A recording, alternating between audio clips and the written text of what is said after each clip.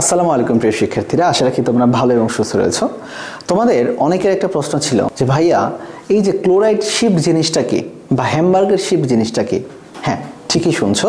Chloride shift বা hamburger shift এটা হচ্ছে আমাদের ফুসফুস বা লাংসের কার্বন ডাই অক্সাইড পরিবহনের একটা প্রক্রিয়া, এবং এই প্রক্রিয়াটি সংঘটিত হয় বাইকার্বনেট যে সিস্টেম রয়েছে সেটার মাধ্যমে। আমরা সবাই জানি গ্যাসীয় এক্সচেঞ্জ বা আমাদের বিভিন্ন গ্যাসজাত পদার্থের যে এক্সচেঞ্জ সংঘটিত হয়, এটা ফুসফুসে অক্সিজেন এবং কার্বন ডাই অক্সাইড এই দুটো যে গ্যাস থাকে এটাই কিন্তু এক্সচেঞ্জ হয়। কোন প্রক্রিয়াতে বলো তো? ব্যাপন প্রক্রিয়াতে কিন্তু এটা এক্সচেঞ্জ হয়। কার্বন ডাই অক্সাইড মূলত পরিবাহিত হয় তিনটি উপায়ে। একটার উপায়ের নামটা হচ্ছে ভৌত দ্রবণ রূপে, 2 নম্বর হচ্ছে কার্বামিনো যৌগ রূপে, এবং 3 নম্বর হচ্ছে বাইকার্বনেট রূপে। আমার পেছনে যে ছবিটা তোমরা দেখতে পাচ্ছ, এই ছবিটা কিন্তু হচ্ছে একটা অ্যালভিওলাসের। তোমরা দেখতে পাচ্ছ বেলুনের মতো ছোট ছোট যে অংশ তাকে বলা হচ্ছে অ্যালভিওলাস, এবং আমরা জানি ফুসফুসের কার্যকারী এবং গাঠনিক যে একক তাকে বলা হচ্ছে অ্যালভিওলাস। এবং এর মধ্যে দেখো লাল কালার, নীল কালার, ধমনী শিরা এবং এই যে জালকের মধ্যে যে অংশ তাকে বলা হয় ক্যাপিলারি। তাহলে আমরা জানি প্রত্যেকটা অ্যালভিওলাসকে ঘিরে থাকে অসংখ্য রক্তজালক যাকে বলা হচ্ছে ক্যাপিলারি। এবং এই যে ক্যাপিলারির সাথে সাথে অ্যালভিওলাসের ভেতরের দিকে দেখেছো যে কিভাবে রক্ত, দেখো এটা রক্তনালী মানে ক্যাপিলারি। এই যে দেখো নীল, নীল থেকে হয়ে যাচ্ছে কি এটা দেখো লাল, তার মানে কি অক্সিজেনেটেড হয়ে যাচ্ছে ব্লাডটা। লাল ব্লাড মানে অক্সিজেন যুক্ত ব্লাড, আর নীল ব্লাড মানে এটা কি বলতো? কার্বন ডাই অক্সাইড যুক্ত ব্লাড। এবং এই যে দেখো লাল চলে যাচ্ছে, অক্সিজেন চলে যাচ্ছে, এবং এই যে দেখো অ্যালভিওলাসে ঢুকে যাচ্ছে নীল কালার মানে কি কার্বন ডাই অক্সাইড। তাহলে এটাই কিন্তু হচ্ছে মূলত অক্সিজেন এবং কার্বন ডাই অক্সাইডের বিনিময়। কিন্তু এর মধ্যে কার্বন ডাই অক্সাইড কি কি উপায়ে পরিবাহিত হচ্ছে বা দেহ থেকে বের হয়ে যাচ্ছে সেটা মূলত আজকে আমরা জানবো। তাহলে চলো জেনে নিই কার্বন ডাই অক্সাইডের পরিবহন পদ্ধতি। প্রিয় শিক্ষার্থীরা, তোমরা আগেই জানো যে কার্বন ডাই অক্সাইড পরিবহন হয় মূলত 3টা পদ্ধতিতে। 1 নম্বর পদ্ধতির নাম তোমরা দেখতে পাচ্ছ ভৌত দ্রবণ রূপে, 2 নম্বর পদ্ধতির নাম দেখতে পাচ্ছ কার্বামিনো যৌগ রূপে, এবং 3 নম্বর পদ্ধতির নাম তোমরা দেখতে পাচ্ছ বাইকার্বনেট রূপে। মূলত এই 3টা পদ্ধতিতেই কার্বন ডাই অক্সাইড পরিবাহিত হয়। আর এই 3টা পদ্ধতির মধ্যে সবচেয়ে গুরুত্বপূর্ণ এবং সবচেয়ে কঠিন যে পদ্ধতি সেটি হচ্ছে বাইকার্বনেট রূপে কার্বন ডাই অক্সাইড পরিবহন। আর হ্যাঁ, এই বাইকার্বনেট রূপে যে কার্বন ডাই অক্সাইড পরিবাহিত হয় সেখানে কিন্তু থাকছে সেই গুরুত্বপূর্ণ একটা লাইন যেটাকে বলা হচ্ছে ক্লোরাইড শিফট বা হ্যামবার্গার শিফট। শিক্ষার্থীরা, তোমরা জানো বাইকার্বনেট রূপে যে কার্বন ডাই অক্সাইড পরিবাহিত হয় এখানে কিন্তু 2টা রূপ রয়েছে। একটাকে বলা হচ্ছে সোডিয়াম বাইকার্বনেট রূপে এবং আরেকটাকে বলা হচ্ছে পটাশিয়াম বাইকার্বনেট রূপে। মনে রাখবা, সোডিয়াম বাইকার্বনেট এটা আমরা পাই কোথায়? প্লাজমাতে বা রক্তরসে।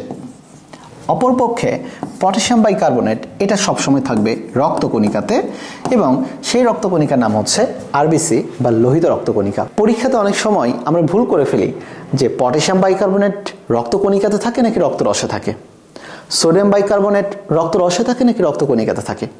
চলো জেনে নিই এটার পেছনের মেডিকেলীয় সায়েন্সটা কি জিনিস। আমি এখানে একটা আয়ন লিখেছি যেটার নাম হচ্ছে সোডিয়াম আয়ন, এবং এইখানে লিখেছি পটাশিয়াম আয়ন। আমাদের দেহে যে বডি ফ্লুইড থাকে এখানে সোডিয়াম আয়নের যে পরিমাণ থাকে সেটা থাকে 135 থেকে 145 মিলি মোল পার লিটার, আর পটাশিয়াম থাকে মূলত 3 থেকে 4.5 মিলি মোল পার লিটার। কিন্তু সোডিয়াম এবং পটাশিয়ামের মধ্যে পটাশিয়াম এই আয়নটি আমাদের দেহের জন্য খুবই বেশি গুরুত্বপূর্ণ সোডিয়ামের তুলনায়। কারণ পটাশিয়ামের মাত্রা যদি কোনো কারণে বেশি হয়ে যায় অথবা পটাশিয়ামের মাত্রা যদি কোনো কারণে কম হয়ে যায়, মানুষ হৃদযন্ত্রের ক্রিয়া বন্ধ হয়ে মারা যায়, অর্থাৎ মানুষ হার্ট অ্যাটাক হয়ে কিন্তু মারা যেতে পারে। তাহলে যেই আয়নটা এত বেশি গুরুত্বপূর্ণ সেই আয়নটাকে অবশ্যই কোনো একটা সিকিউর জায়গায় রাখতে হবে।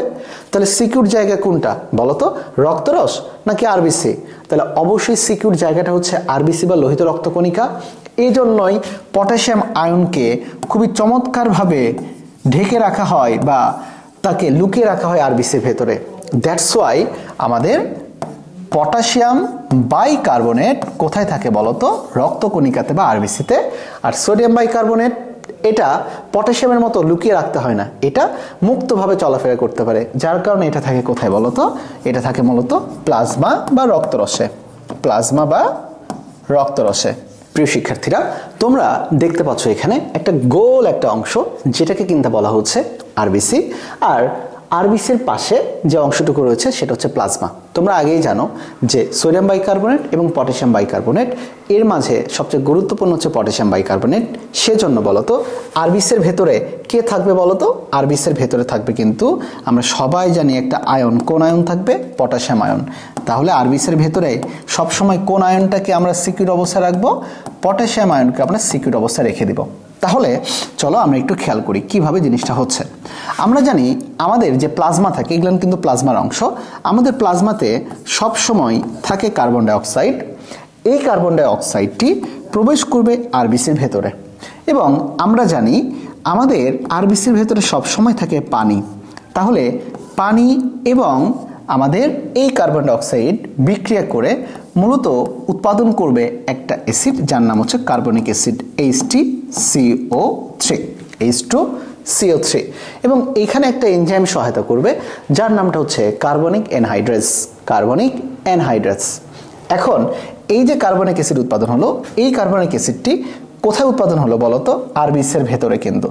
এবং আরবিসির ভেতরে এটা ভেঙে যাবে, ভেঙে যেয়ে এটা উৎপাদন করবে বাইকার্বনেট আয়ন, এবং নিচে দিকে সেটা উৎপাদন করবে হাইড্রোজেন আয়ন। ক্লিয়ার? কিন্তু এই যে বাইকার্বনেট আয়ন একটা মাইনাস আয়ন এবং হাইড্রোজেন যে একটা প্লাস আয়ন, এখানে খেয়াল করো বাইকার্বনেট আয়নের ঘনত্ব না অনেক বেশি, যার কারণে কিছু বাইকার্বনেট আয়ন এই আরবিসি ছেড়ে চলে যাবে। অপরপক্ষে আমাদের রক্তের যে প্লাজমা বা রক্তরস থাকে সেখানে কিন্তু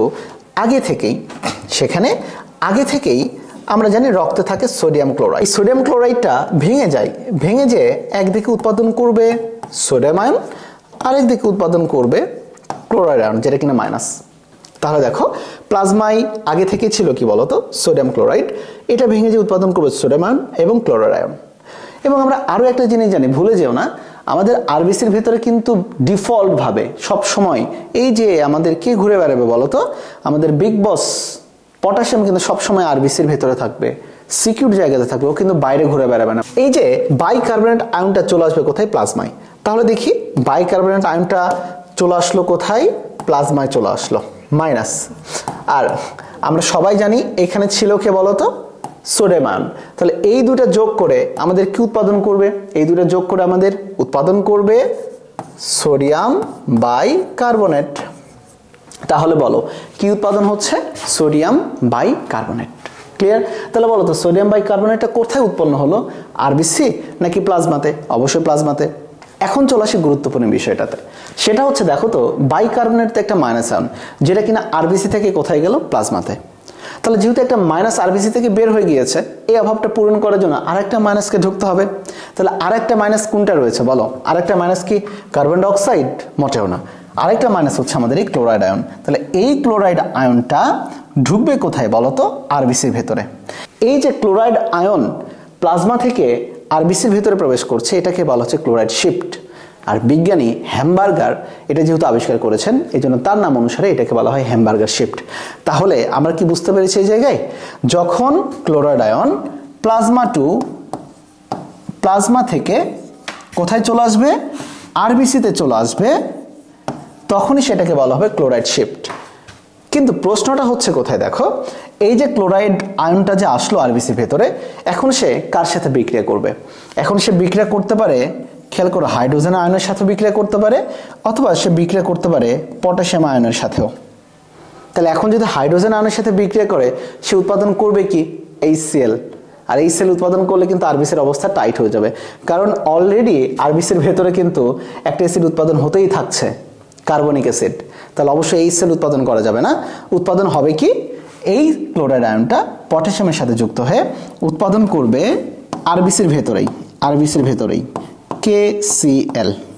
এবং অবশ্যই যে অল্প পরিমাণে বাইকার্বনেট আয়ন থাকবে, এই বাইকার্বনেট আয়নটাও আমাদের পটাশিয়ামের সাথে যুক্ত হয়ে আরবিসির ভেতরেই উৎপাদন করবে কি বলতো? Potassium bicarbonate. ওকে, আর এই ছিল মূলত আমাদের ক্লোরাইড শিফট বা হ্যামবার্গার শিফট। আশা রাখি কার্বন ডাই অক্সাইড পরিবহনের বাইকার্বনেট মতবাদের যে ক্লোরাইড শিফট বিক্রিয়াটি রয়েছে, এখন থেকে তোমাদের আর কখনোই ভুল যাবে না। সবাই ভালো থেকো, সুস্থ থেকো। আসসালামু আলাইকুম।